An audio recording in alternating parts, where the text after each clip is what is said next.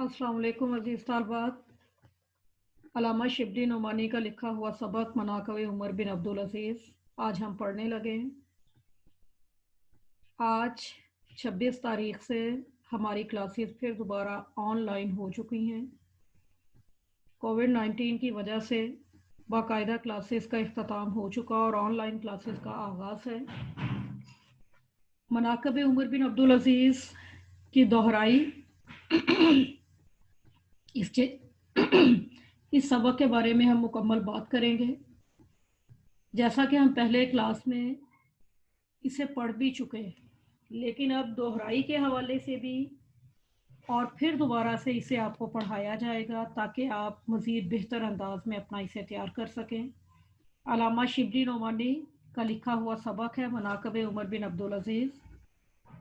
अल्लामा शिबली नोमानी अपने वक्त के बहुत बड़े मौरिख भी थे। अदब का बहुत बड़ा नाम 1857 से लेके 1914 तारीख़ पैदाइश व वफ़ात है। उन्होंने अपनी किताब अल फारूक के लिए मवाद इकट्ठा करना था, तो इस काम के लिए जब वो मिस्र के कुतुब खाने में गए हैं, वहाँ उन्हें हज़रत उमर बिन अब्दुल अज़ीज़ की हयात तैयबा के बारे में भी मालूमात मिली हैं और उन्होंने कुछ बातें मद्रास में बयान किया, जिसका कुछ हिस्सा इस वक्त शामिल निसाब है। हज़रत उमर बिन अब्दुल अज़ीज़ 8वें उमवी खलीफा हैं। आपका जो आपका हुकूमत का तर्ज़ अमल बिल्कुल हज़रत उमर फ़ारूक की मानी था। अल्लामा इब्न जोज़ी ने सीरतुल उमरैन के नाम से किताब लिखी है, जिसमें हज़रत उमर फ़ारूक और हज़रत उमर बिन अब्दुल अज़ीज़ दोनों की ज़िंदगियों के बारे में मालूमात दी गई हैं। जनाब उमर बिन अब्दुल अज़ीज़ मज़हब की मुजस्सम तस्वीर थे और इन्हें उम्र सानी कहा जाता है, यानी दूसरा उमर।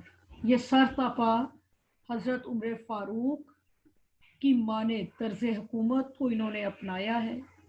और अगर हम इनका सिलसिला नस्ब देखें तो हज़रत उमर बिन अब्दुल अज़ीज़ की वालदा जो हैं वो हज़रत उमर फ़ारूक की पोती थी, यानी इनका नस्बी ताल्लुक़ भी हज़रत उमर फ़ारूक के साथ है। जब ये मसनद खिलाफत पे मुतमक्किन हुए हैं, उन्होंने सारा वो तर्ज़ अमल अपनाया जो कि हकीकत में दीन इस्लाम का तर्ज़ अमल था। बनु उमय्या की नाजायज़ कार्रवाइयों को ख़त्म कर दिया। वो इलाके जो कि बनु उमय्या ने अपने शहजादों में बांट दिए थे, उमर बिन अब्दुल अज़ीज़ ने वो तमाम जागीरें वापस ले ली, चाहे नतीजे के तौर पे अपने ख़ानदान को अपना दुश्मन बना लिया। और जब उन्होंने ये काम करना चाहा तो उन्हें उनके गुलाम मज़ाहिम ने आकर डराया कि आप अपनी औलाद का सोचें। फूफी उनकी उम्मे उमर उन्हें उनके पास भेजा गया ताकि वो उन्हें रोकें कि वो ऐसा काम ना करें, लेकिन हज़रत उमर बिन अब्दुल अज़ीज़ ने किसी की बात नहीं सुनी। हत्ता कि उनके बेटे जनाब अब्दुल मलिक ने भी उन्हें इस बात का कहा कि आप फ़ौरन से पहले ऐलान कर दीजिए कि ये ज़मीनें जिनकी हैं उन्हें वापस कर दी गई हैं। उमर बिन अब्दुल अज़ीज़ को अपने ख़ानदान में सबसे ज़्यादा इब्ने सुलेमान से मोहब्बत थी। उन्होंने उनसे भी तमाम जागीरें वापस ली और उन्हें ये बात समझाई कि मैं इब्ने सुलेमान को अपने बेटे के बराबर चाहता हूँ, लेकिन मैं खुद अपने नफ्स के साथ यही बर्ताव करता हूँ। बनु उमय्या का जो सबसे ज़्यादा बर्बाद कर देने वाला वाक़या है वो आज़ादी और हक़ गोई का इस्तेहसाल है। उमर बिन अब्दुल अज़ीज़ ने इस बिद्दत को ऐन ख़त्म किया और दो मुतद्दीन अफराद को अपने इर्द गिर्द रखा ताकि जब भी वो कोई ऐसी बात कहें जो दीन के ख़िलाफ़ हो तो वो अफराद रोक सकें और उन्हें राह रास्त पे ले आएं। उमर बिन अब्दुल अज़ीज़ ईसाइयों और यहूदियों के यहाँ मेहमान होते, खाने की कीमत भी देते। और इसके साथ साथ जब अपने लिए उन्होंने ज़मीन पसंद की जहाँ पर उनकी कब्र बन सके, वो उन्होंने एक ईसाई से ख़रीदी और 30 दिनार उसकी कीमत भी अदा की। उमर बिन अब्दुल अजीज़ की हुकूमत और सल्तनत का असली असूल मुसावात और जमहूरियत था।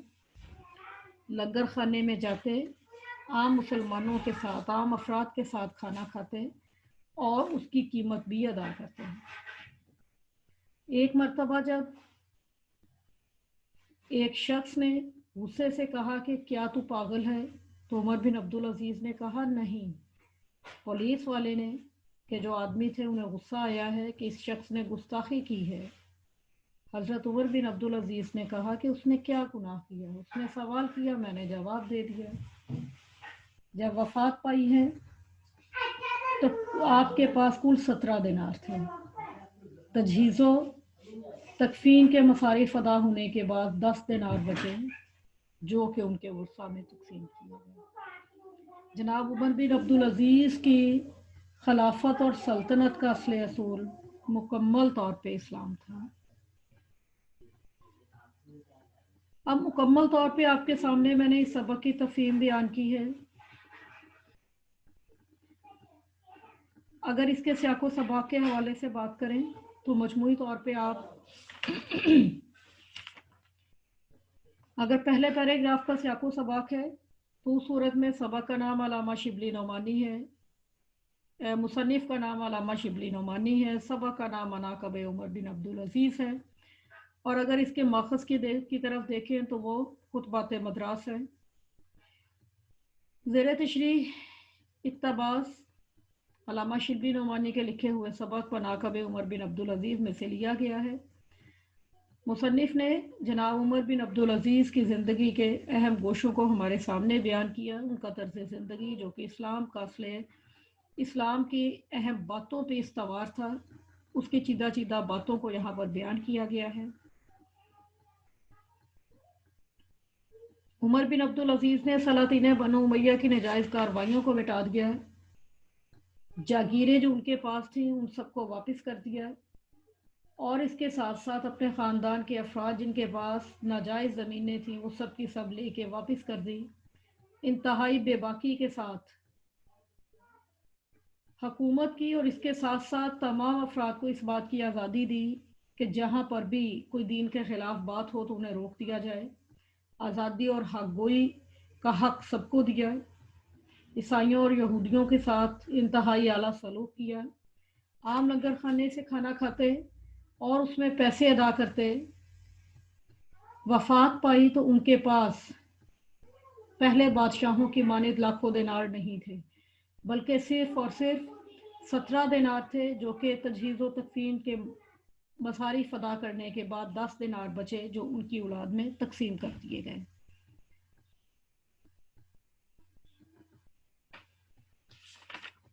अब इस सबक के हवाले से आप ज़हन में रखिएगा कि अलामा शिबली नोमानी की तारीख़ पैदाइश व वफ़ात को आप ज़रूर अच्छे तरीके से ज़हन नशीन कर लीजिए। इसी तरीके से इसके जो है माखज़ मकालात शिबली जिल्द चहारम, यहाँ पे मैं गलती की है। मैंने आपको इसका माखज़ जब बताया है मैंने खुतबात मद्रास कह दिया था। यह मकालात शिबली जिल्द चहारम ये इसका है माखज़। इसे आपने ज़हन नशीन करना है। इसके अलावा इस सबक की जो चीदा चीदा बातें हैं उन सबको आपने जहन में रखते हुए ऑब्जेक्टिव के हवाले से इस बात को जहन में रखना है कि आने वाले दिनों में जब आपका पेपर हो तो ऑब्जेक्टिव के हवाले से आपको इस बात का पता हो कि इस सबक में अहम बातें क्या हैं। बाकी खुलासा और सियाको सबक उस हवाले से हमने बात कर ली। माखज़ के हवाले से फिर दोबारा मैं तस्हीह करना चाहूँगी कि मकालात शिबली जिल्द चहारम जहाँ से ये लिया हुआ सबक है इसे आपने जहन में रखना है ताकि ऑब्जेक्टिव के हवाले से जब बात हो तो आपको इस बात का पता हो। इसके अलावा अगर आप इसे देखें गौर से तो इसमें मिस्र के कुतुब खाने का जिक्र है, कुतुब खाना खुदैफिया। अलामा शिबली नोमानी की लिखी हुई किताब अल फारूक है। इसके अलावा हज़रत उमर बिन अब्दुल अजीज़ को जो खिताब दिया गया था मजहबी हैसियत से लक़ब वो उम्र फ़ानी का है।